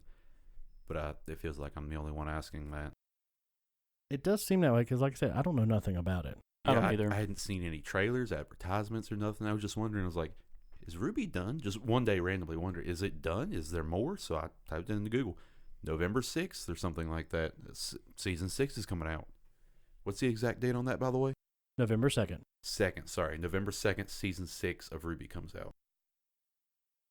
And you're excited about that. Yang Gang. I still need to watch it. It's really good. I've got seasons 1 through 5. I'm just still a little butthurt That Yang won. that Yang beat Tifa from Final Fantasy VII. Sorry, bud. No, you're not. I mean, not really, but emotionally sorry. I'm sorry you had to see that. I am too. But aren't you more of an 8 man? I am, but Tifa is one of my favorite characters from Final Fantasy VII. Okay. Not because of her boobs, but her character development, how she loved Cloud, and how she, like, Can't wait to truly- play that remake though. I know. I love how he has to clarify. Not because of her boobs, but Well, they're no, a factor. no, wait. There's a reason why I did that. Because with the remake coming out, there was a big thing that her boobs are not as big as they were in the original. That's because the original was 3D, like squares, like the. Well, the is it Lara going to be Croft. on par with Advent Children, the movie? Yeah, she wasn't big in Advent Children. She didn't have like. Did they have a problem with that? Apparently, some people did. I don't see a problem with it. It don't bother me. Tifa in all around is a great character. We're getting off subject, but that's the reason why. All right, now it's time for the opinion. Dum dum dum. Dum, dum, dum. For the people who do watch anime, we want to know, what is your favorite anime intro? And what I mean by intro, I mean the music. You know, that anime music that gets you pumped for the damn. Now, don't get me wrong. Everybody's intro, graphics-wise, can change very much. Like Umaru-chan's intro, I love it. It's a play on all the classic games. It's like scenes from Mario Kart, scenes from the original Pokemon where she wakes up in a room and this Game Boy, the Game Boy Color or the GameCube was sitting at her TV and all that jazz. And there's even a Final Fantasy reference in there. But I want music. I want the best intro music. I do go for the music as well. Definitely. Okay. Who wants to go first on this one? I'll go first. Well, do it, Juan. Go ahead. Do Don it. Juan. Make my day. Well, that's a lot of pressure now. What if you don't like what I have to say? And we would Nah, just, Believe it. Believe it, you. Yeah. we'll just look at Okay. you and judge. You do that anyway. Anyway, for my first one, I will. Am I not close enough? Judging. No, we're judging you. I haven't even given the name yet. Go ahead, buddy. Go ahead. I know. For my first one, it is the second opening in the original Naruto. As you all know, and the viewers, because I said in our first video, I'm still big into Naruto, and there's just something about that second opening that I really liked. Did it bother you that they changed openings? Not really, because it's shonen. They're always going to do it. They do that with Bleach, with One Piece, with just about any Dragon Ball Z, with just about any anime that runs like 200 something episodes. Oh, like Fairy Tail or Pokemon. Fairy Tail, or yeah. yeah. Fairy Tail has had a lot of good ones. Fairy Brotherhood. Tail has had a really good variety. They just haven't had anything heavy enough yet. Yes, Brotherhood. I actually didn't like a lot of the ones from Brotherhood. I liked like one or two, but anyway, So that's one. that's one. Right. Now, number two would be the first opening to Durarara. And I don't know what it is about it. I think it's just a fact because in the show, they show a lot of perspective from every, character. Just about every character. Yeah. Right? And and even in the opening of the anime, because it takes place in a... Did you just do what I think you did? No. Did you? Oh. Okay. Loose seats. About to say, were you not done in there? No, it's a loose seat. Okay. But I see exactly what you're talking about. It's Yeah. like an isekai slice of life. Like, Well, no, it's not isekai. No, that's what I'm saying. It's like an isekai slice of life. Like, it's just these people living their regular lives. It just happens that they're in some weird world where I don't know what. It's not a weird world. I think it's an actual city in Japan. It is a weird world. It's not a weird world. It has weird. What's her stuff. name doesn't have a head. Well, yeah, The other guy can take massive amounts of hits, and his only like reasoning for doing so because he broke every bone in his body, and he's Exactly. like, Don't get me wrong, it's a very action-packed show. I just feel like the intro introduces it as this very calm, chill kind of anime. Yeah, and I like even that. though it's not. And I like No. that intro. It's very controversial to the actual yeah. thick of the show. It's a really good intro. Oh, I love Celti. Mm. Headless, not with the head. The smoking heart that comes out. It's Yeah. so cute. Just her quirks. Oh yeah. Like, I'm sorry, I don't know we're getting off, but that one scene where she's just like happy because I don't know, it was him that proposed to her. Mhm. No, I love you, by the way. Or something like, I can't remember. It's been a while, and she's just riding on her bike, and then the couple's up's like, "Hey, I got you now," and she's like, "Ah!" Just starts driving off. And she can't talk or anything, so you can see her emotions when she goes to Yeah. text on her phone. Like the angry text is just do it, or the Yeah. happy text like I gotta text him real quick. I know, right? Yeah. She's so quirky. Oh, definitely. All right, and my third is, and it's not one of the intros from the series. It's honestly all of them. So I'm just gonna say the whole anime's intros. Sword Art, because I was really big into Sword Art back when it was coming on. Sword Art has good ones. Yep, and especially season 3, Ignite or whatever it's called, when they're in Gun Gale. Yeah. Freaking love it. Oh yeah, that was good. All right, so that is my 3. Who's next? Very good 3. Go ahead, Spud. Oh, okay. And there's no ties. Just give us 3. No, we've discussed this. I've got 3. Okay. I don't have no ties for this All right. because nobody can compare to my number 1. In your mind. Yeah, in my mind. In your It's- time. It's Yeah. it's that good. Okay, go ahead. It's that good. But I'm gonna start from the bottom. Started from the bottom. Now we're here. Number 3 would have to be Hellsing. Very jazzy. Original Hellsing or Hellsing Ultimate? Yeah, Hellsing original. I know what you mean. Okay. Very jazzy. Very reminds me a lot of Cowboy Bebop's opening. Just really good, but didn't match the show. But I like that. It did. That's one of those anime intros that I don't mind watching before every episode. I'm like, yeah, I'll listen to this. It's good. All of Hellsing's like art style in general. If you could take Gothic architecture and then put it into an anime, that would be Hellsing because your eyes are drawn to their eyes. Yep. It's beautiful and they make awesome intros. Yep. And they kept that going with Drifters too. Same artist. I love Hellsing. Well, no, the animation was different in original Hellsing and then Ultimate, and they used the same animation in Ultimate with Drifters. But did you watch the original? A little bit. It Original was just more, as good. It was like it was airbrushed, and I like that. Does that make sense? Yeah. But I do hate how you cannot find the actual final episode for Hellsing unless you get it on Funimation, the app, the streaming service. You can't find it anywhere. I bought the Ultimate box set. Come with all 1 through 12. And for the longest time, I couldn't find anything Hellsing until I found that. And I bought it. And I was like, I'm finally going to be able to finish this. Got to episode 12, cliffhanger. And I'm like, this can't be it. This cannot be the end. Yeah. No way. I've been there. It was the end for people in America because they had Yep. not released episode 13 yet. Pokemon Leaf Green. Yeah, it's true. It's true. I hated the fact I had to get Funimation and watch it that way. Was I happy with the ending? Yes. But I just hated the fact I had to go that extra step after buying what I bought Oh, yeah. to get it. But Hellsing, just Hellsing alone, that one there. Another one which grew on me, and it's only because, maybe it's because it's fresh in my mind, but I just finished season 1 Goblin Slayer. Mm. And the reason why, because everybody kept saying it's just like Berserk. It's just like Berserk.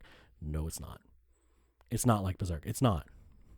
But the intro to that really got me. And y'all too listen to it. Oh, yeah. Really soft at the first, classic. And then it starts getting up in the tempos. And it's just like, ooh, this is good. I Mhm. like this. It was a And- good hook, yes. Yeah, it's a good hook to it. And even the outro to that is super good. Super good. But number 1. And this one is so good, I literally ordered the CD from the band from Japan and had it shipped here. Oh my God. Oh, I did. Because I wanted this song. And the outro song is on the same CD. I didn't know that for the longest time. Cool. Oh, that's cool. But it's Rin, the Daughter of the Mezzanines opening. Mm. The band is Galnerius, and the song is Altasan or something like that. I can't really say it, but oh, it's so awesome. Just heavy right off the bat. It goes straight with what Rin is Mm. and what the Rin anime is about, and it's just heavy. And then out of nowhere, you get him in that operatic voice. Yep. And it's just like, oh. And then you know how a lot of times with anime interest, the beginning one's all heavy and intense. Then the Mhm. last one's like slow. Very. Well, with Cause Disray, which is the name of that song by the same band, Galnerius, Mm. it starts off that way, but then it picks right back up. So it just fits. Oh, if y'all haven't heard it, look it up. You can actually find the video, the actual 5-minute video for the song on YouTube. Amazing. Amazing. And it's like on that actual CD, that's the only song in English. All the other ones are not. Makes sense. I loved it though. Plus Rin, it's Yeah, amazing. I know you love Ren. It's so good. Y'all won't watch it though. Watched one episode. Yeah, then you complained I about it. watched multiple I episodes. complain about things about it. Whatever. We're not getting into this. Go, Aaron. Anyway, my top 3, starting at number 3, season 1 opening of High School DxD. Of course. I just thought it was very poppy, but in rock form. Yes. It was very 90s rock, in my opinion, but American 90s rock translated into Japanese. It was a really good opening. If you haven't seen High School DxD, there's probably a reason why, so don't go and watch it. It's very Ichi. Like the Okay. I didn't want you cornerstone- were getting at. the Yeah. cornerstone of Ichi animes. I mean, it's very, very far into the Ichi aspect. Yeah. Much like Vampire Rosary. But Vampire Rosary didn't have Milton. No. I think High School DxD is a good combination between Ichi and comedy, whereas Yes. Vampire Rosary is Ichi and Slice of life. rom-com. Okay, So yeah. it's less comedy, more romantic, but it's still good. Number 2 would be Watamote's opening. Yes. Season 1. I don't know if season 2's out yet. Not that I know of. But it's very good. It's a lot heavier than anything I've seen that I liked so far. I mean, Ren's is good. It's just Watamote's got that special kick to it because I'd watched episodes before I'd watched the intro. I'd never seen the intro until I really downloaded the entire series. And then I watched the intro. I'm like, whoa, this was not the intro I was expecting. And I agree. And I've never really heard Japanese metal before. I didn't think that was a thing. Baby metal. Well- Yeah. You know what I mean? Yeah. Baby metal's awesome. Baby metal is good.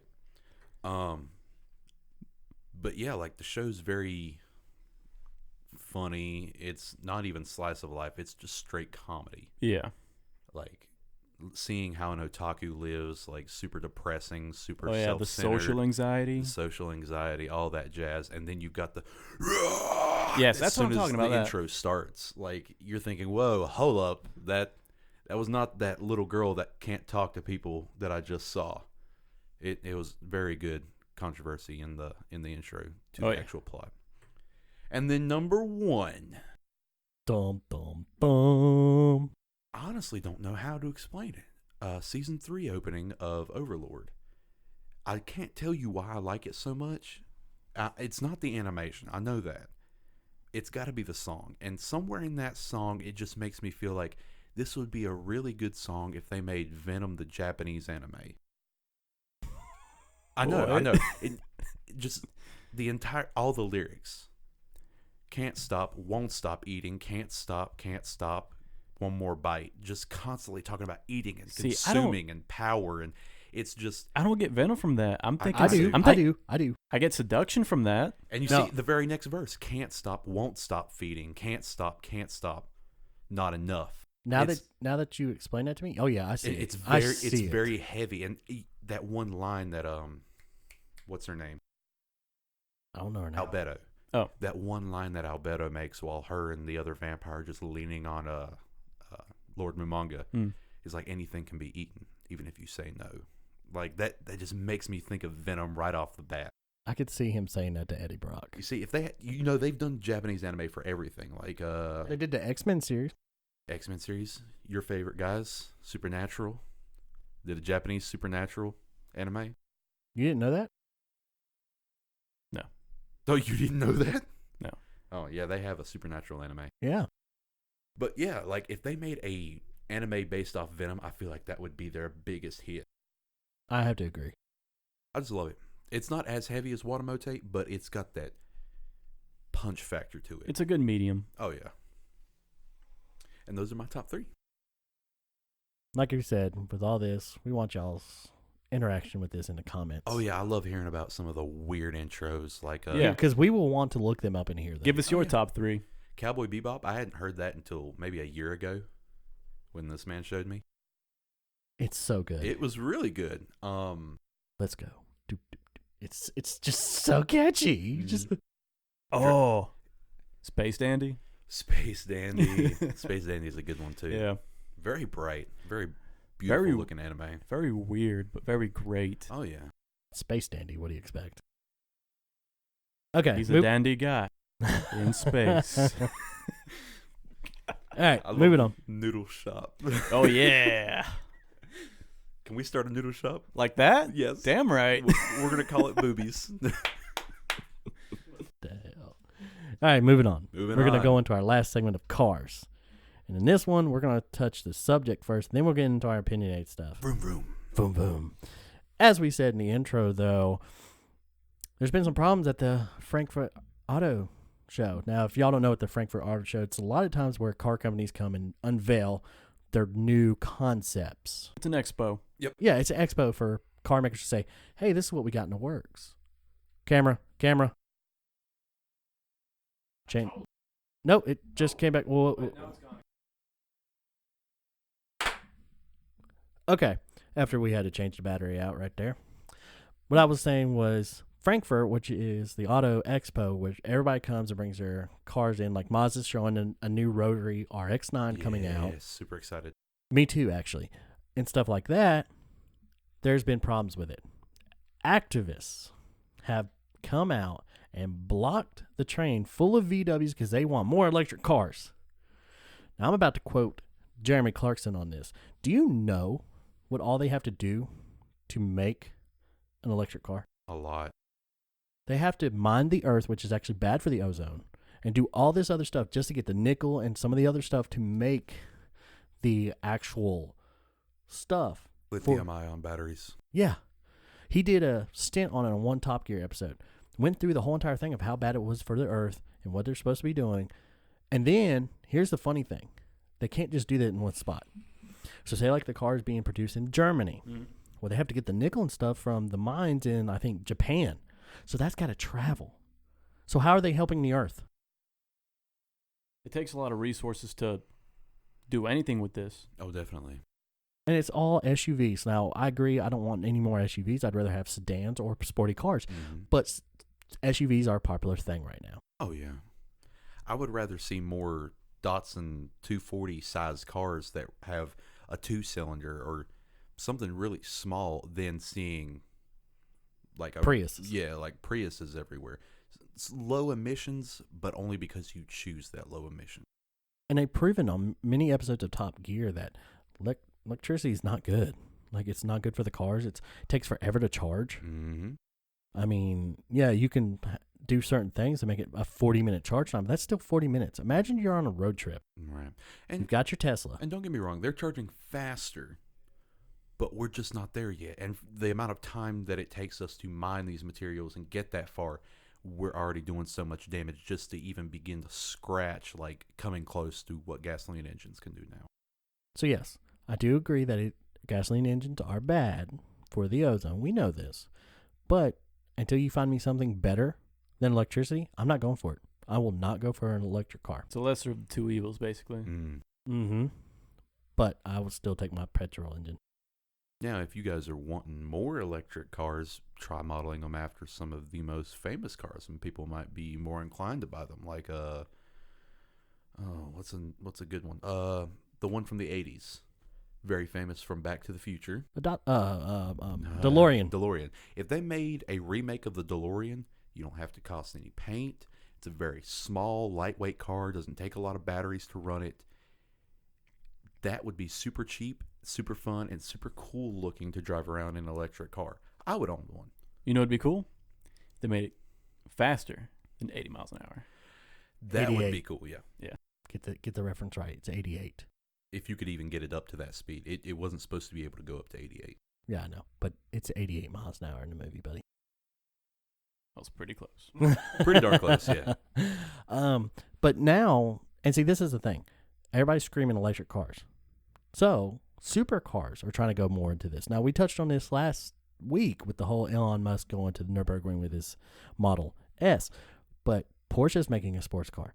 There's other sports car companies that are making, Mercedes did an AMG Black. Right. But I think they're doing it for the performance aspect of it, not just the aspect of being environmentally friendly. And see, you're not wrong, because I do know for a fact that with electric, you get more acceleration. Right. I mean, boom acceleration. Right. But it don't last long. No. They've proven that. The new dang it, what's the name of it? The special edition Aventador. Oh, Lamborghini. Yes, like even the taillights aren't real lights, they're just cords. A small motor to pull the cords to make them look like it's lighting up, even though it isn't. Yeah, that's more electrical friendly, but still, that car's only going to get what kind of mileage? Maybe 30 miles. Especially if you're doing heavy pulls. But it's just for a performance aspect. If you're going to take it to the drag strip a couple of times of the week, yeah. But that's not an everyday driver car. You can't even really take No. that to like a racetrack Not and prac- expect to get extra laps out of it. No, you'd get maybe 3 or 4 or something like that if you're doing really heavy pulls on a custom tune. So where is electric? I don't get where these activists are coming from. I understand the whole climate thing. I understand that. But electric cars are worse. These are people who don't know what they're talking about when it comes to cars. A hybrid engine is actually a better alternative than an electric. Oh, yeah. And if we really want to go there, what's wrong with making a water-powered car? Water-powered wouldn't be bad either. You can literally fill it up almost anywhere. It turns into water vapor, which is good for the environment. But a lot of big decisions made for Oh, America I comes know. from its larger population area, like I know. California, where water is not very accessible. I know. In certain areas, it'd be better than others. You're not wrong. Don't get me wrong. It's a great idea. It's just a majority of the United States comes from California, I know. a place where you can't even get water at your table unless you ask for it. Camera. Again? We'll have to keep rolling with it. It's back on It now. might, But it will go. No, it it might might shut okay, it's itself dead. off. All right, screw it. We're going to have to find out what's the deal with that charging battery thing. Yeah. We're on our last thing anyway, so you just have to do it for the dark part of this. And what that is me and Aaron Legend, being car guys, we do not know how to drive stick. No. And I know everybody right now who's listening, if they've made it this far, is turning in their graves, Mhm. and they are mad. Because to be a car guy, it's like, you got to be able to drive stick. Oh, yeah. Me and my dad tried to teach me. I'm too stubborn. Me and him got in a fight where I think he chased me around the yard with like a hammer. He was going to beat he was going to get me good. Well, me and Aaron have tried. Yeah, I only did it for like a half a run, like up and down my driveway.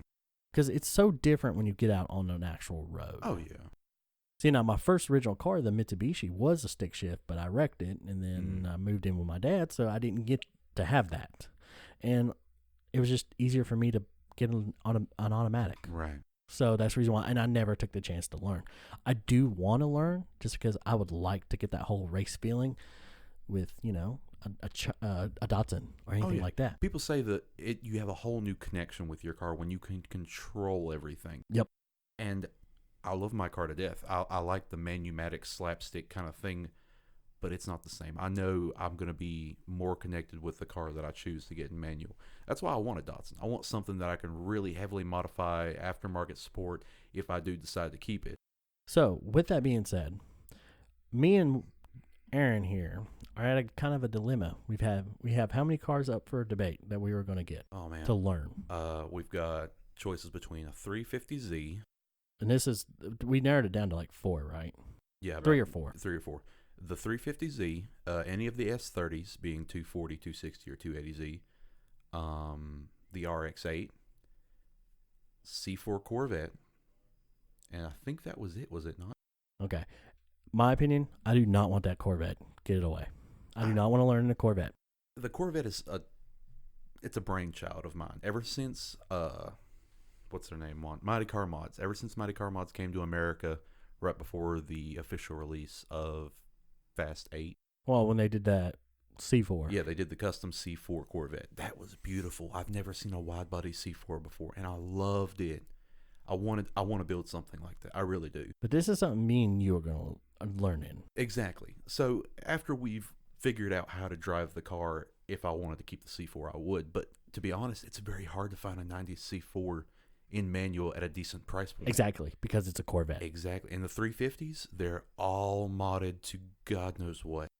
And we don't want that. RX-8s, they're getting in 100,000 miles, and everybody wants to sell them before the engine can blow up. Because they're rotary engine, and they're not reliable. And the Datsuns, they're kind of hard to come across at a good price point because everybody that's built one, it costs too much, and everybody that's neglected theirs, it's over 30 years old, and it's starting to fall apart.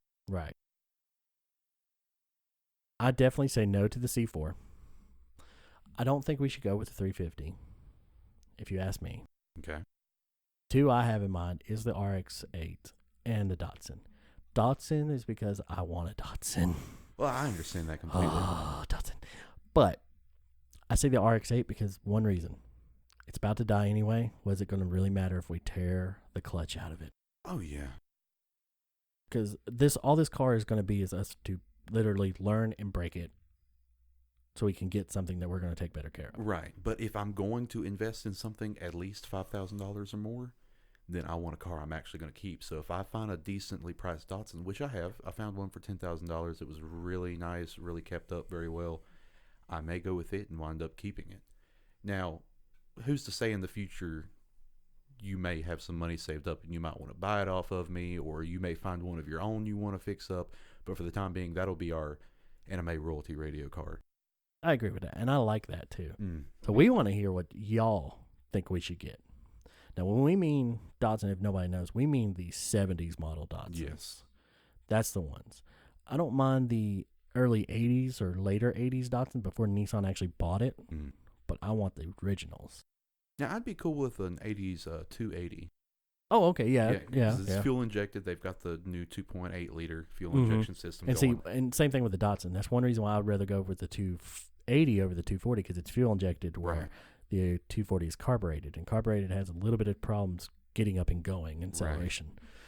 And I think learning stick, you need to be able to be on the power the way you need to, Right. so you don't stall it. So I agree with you. Okay. I agree with you. Well, I think that about does it there, guys. I think it does.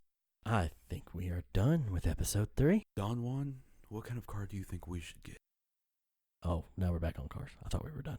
I kind of want to hear his opinion. Yeah, so the thing about that, I have no idea what any of those look like, except probably the C4 Corvette. You don't No, know what a probably Datsun not. looks like? Well, I only know one, and that's the one that's in Aaron's backyard. Dead. We named him Carl. No, that's a Daihatsu. Oh, That's different. yeah, and again, not a car guy. So. It's fine. It's fine.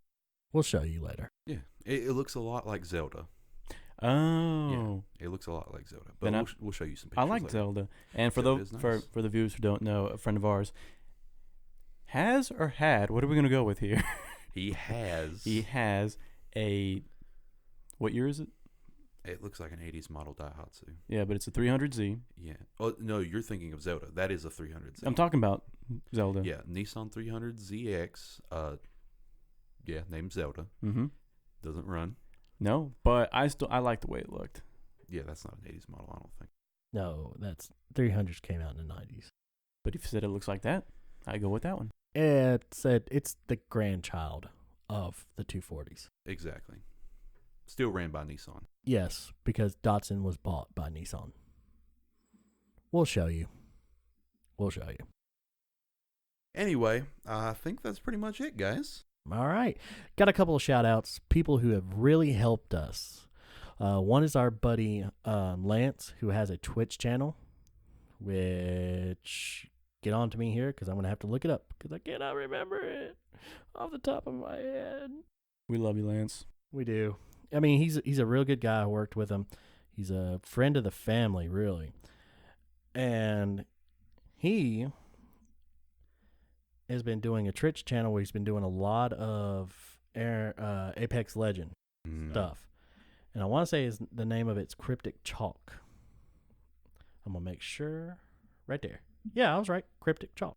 Cryptic Chalk. And we'll make sure to put that up on screen so everybody can see that. See it.